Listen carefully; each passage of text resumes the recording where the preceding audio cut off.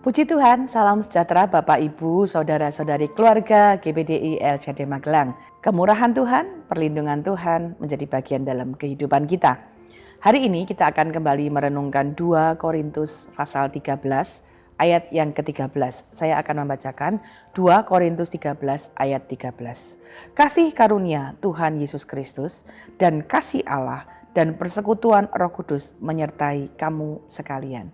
Ayat ini adalah ayat terakhir dari rangkaian surat kepada pada jemaat di Korintus yang tercatat dalam 2 Korintus 13 pada ayat yang terakhir. Dan ini merupakan salam penutup dari Paulus.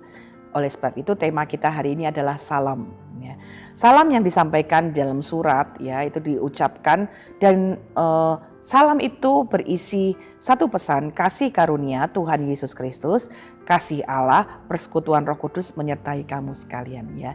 Mungkin kita juga seringkali mengucapkan salam ya kalau bertemu dengan orang, mengakhiri ucapan kita bilang Tuhan memberkati ya, salam bagi kamu.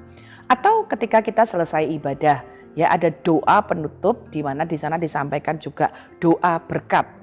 Dan kalimat ini juga menjadi bagian dalam doa berkat. Kasih karunia dari Tuhan, kasih Allah, persekutuan dengan Roh Kudus menyertai kamu sekalian. Baik bagi Bapak Ibu Saudara yang sudah sering kali mendengarkan hal ini, mungkin kita berpikir, oh iya amin, kita menerima itu saja. Tetapi mari kita melihat sesungguhnya ini bukan hanya sebuah kata penutup yang hanya sebagai penutup saja.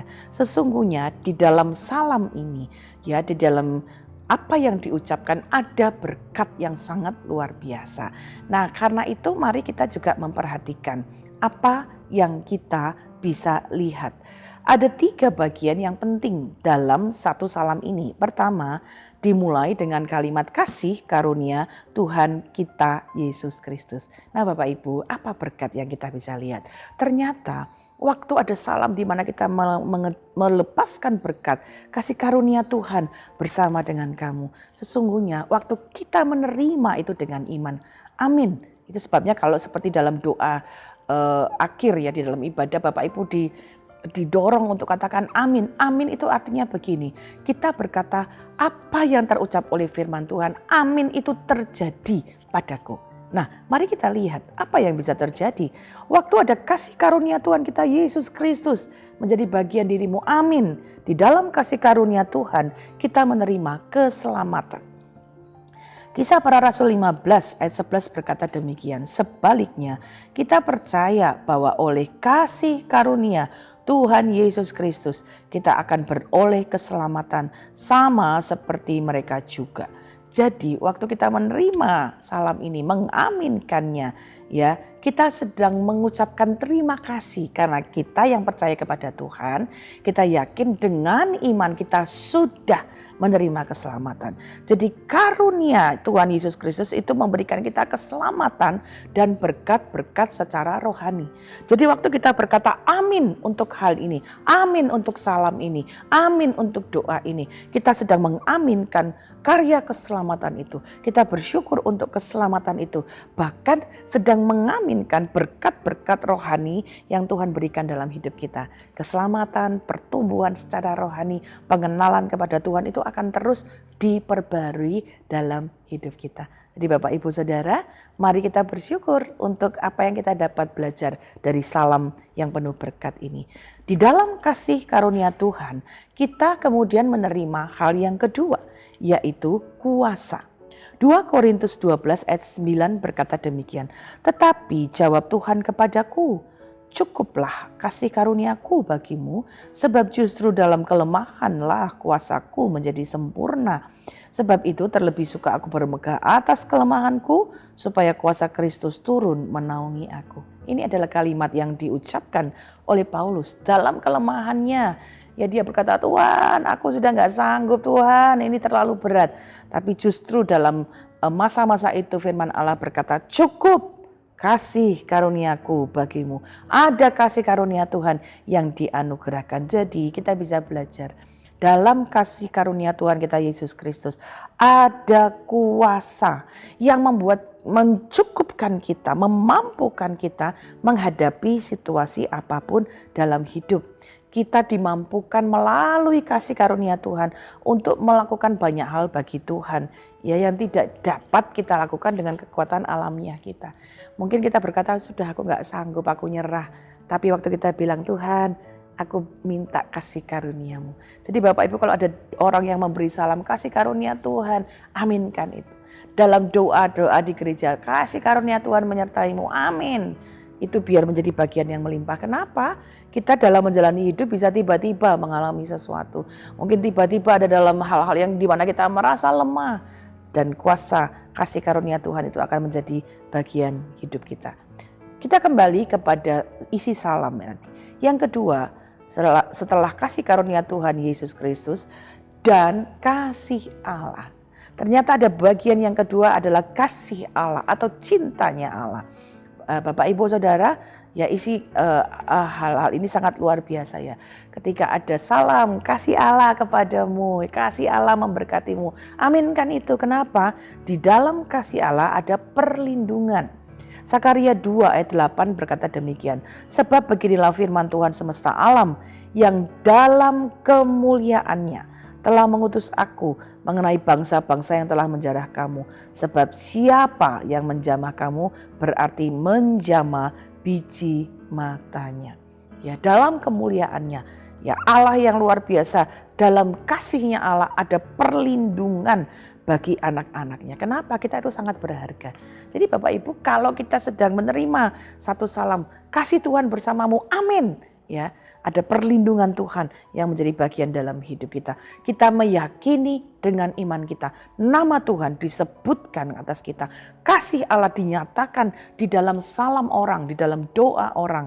Itu akan menjadi bagian dalam hidup kita. Ya. Kedua, di dalam kasih Allah ada damai sejahtera.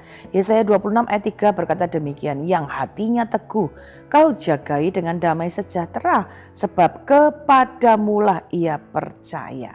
Waktu kita teguh, ya kita kuat, kita jaga hubungan kita dekat dengan Tuhan. Ya firman Allah berkata, ada damai sejahtera yang melingkupi hidup kita. Banyak hal yang bisa mengganggu kita. Banyak peristiwa yang ternyata bisa membuat kita harus memikirkan ya baik untuk keluarga, untuk masalah-masalah yang kita hadapi. Mungkin masalah keuangan, masalah kesehatan, masalah ekonomi, masalah anak. Banyak masalah yang bahkan bisa membuat kita kehilangan damai.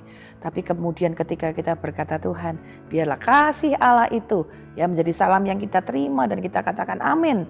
Biarlah kasih Allah itu menjadi bagian hidup kita. Di dalam kasih Allah ada damai sejahtera. Ya kita bukan berarti masalahnya segera selesai.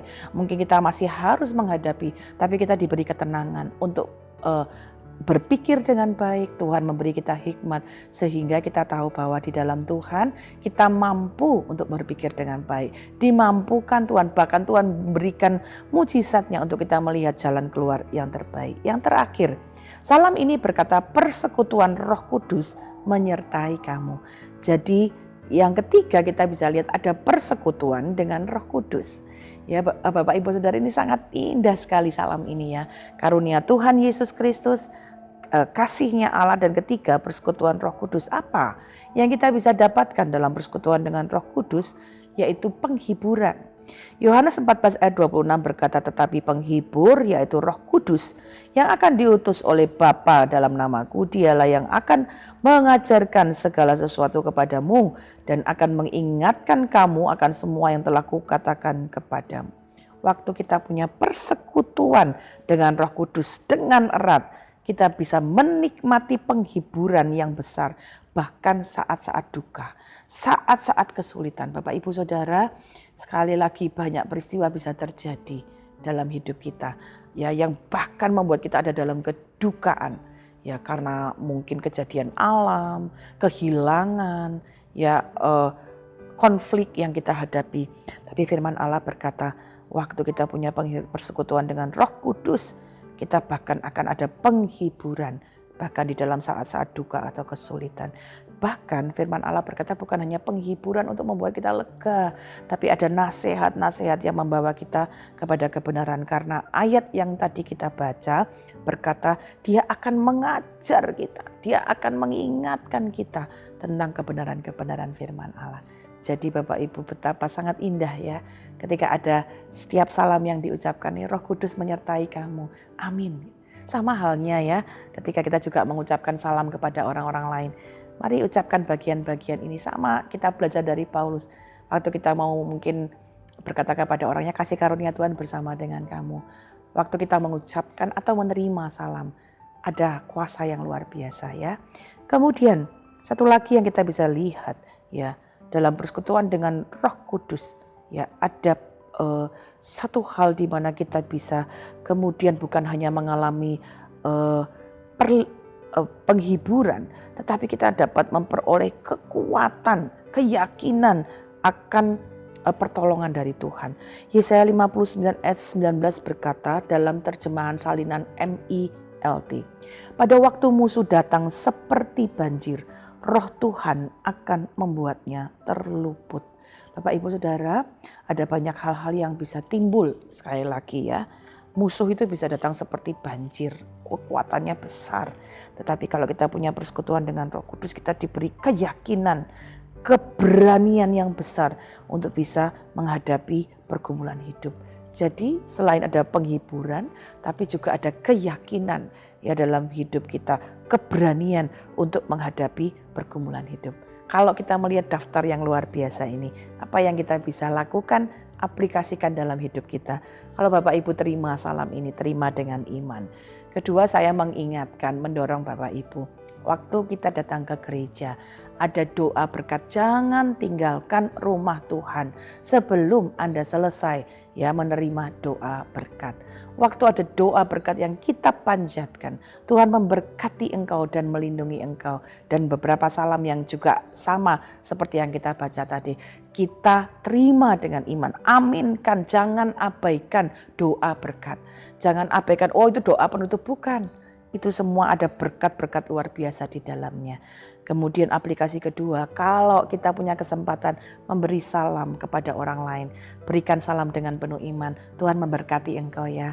Kasih karunia Tuhan menyertaimu. Roh Kudus menyertai kamu sekalian. Apa yang kita ucapkan juga menyatakan berkat Tuhan bagi orang-orang yang kita beri salam. Dan kiranya ini juga menjadi kekuatan dalam hidup kita. Kiranya kasih karunia Tuhan Yesus Kristus dan kasih Allah dan persekutuan Roh Kudus menyertai seluruh keluarga GBDI El Shaddai Magelang. Terima kasih Bapak Ibu Saudara telah mengikuti Renungan 79. Kiranya dapat menjadi berkat bagi kita semua. Bagi Bapak Ibu yang ingin didoakan, menceritakan kesaksian baik mujizat kesembuhan, pemulihan masalah keluarga, mari salurkan melalui chat WhatsApp 081327420088. Mari kita berdoa. Kami mengucap syukur Tuhan. Bahkan di dalam setiap doa, salam yang kami terima dengan membawa nama-Mu, di sana ada berkat, ada kekuatan, ada kedahsyatan Tuhan. Karena itu belajar kami mau tetap menerima dengan iman salam, setiap doa-doa berkat. Tolong seluruh keluarga GBDI El Shaddai Magelang untuk menyadari ada kuasa di dalam nama Tuhan. Bahkan ketika kami memberi salam kepada orang lain, kiranya salam kami pun menjadi berkat bagi mereka. Terima kasih Bapa, berkati seluruh keluarga GBDI El Shaddai Magelang mengalami kekuatan di dalam nama Tuhan, mengalami kedahsyatan di dalam nama-Mu. Terima kasih Bapa, sebab Engkaulah yang memberkati seluruh keluarga GBDI El Shaddai Magelang ya Tuhan. Engkau memagari kami dengan anugerah-Mu seperti perisai. Terima kasih Bapa, di dalam nama Tuhan Yesus Kristus. Haleluya. Amin.